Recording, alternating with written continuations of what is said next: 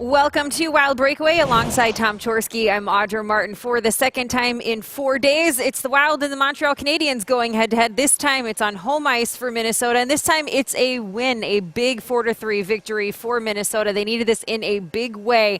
It's great to see them put together a almost complete game effort. See a lot of things to like in this one this afternoon. Yeah, very entertaining game by the Wild. They came out so strong in the first period, 19 shots on goal, and they also had a power play goal to go along with that first period effort. And guys like Suter, Koivu, and Zucker were on the board. The power play was on the board. Those were all things that gave the Wild the foundation that they needed to go forward in the rest of the game.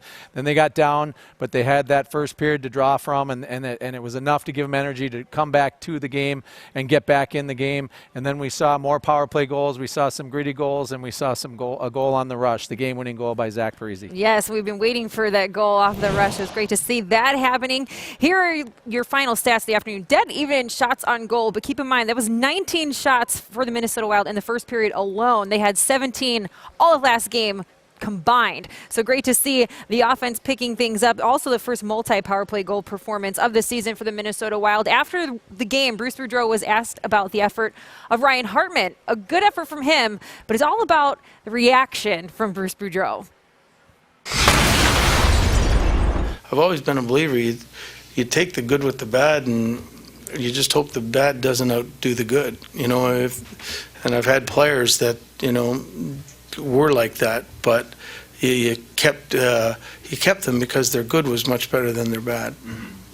If that makes any sense. Yeah. Sure. Thank you. Sorry, I had to laugh and laughed in 3 weeks. Let's give me a break.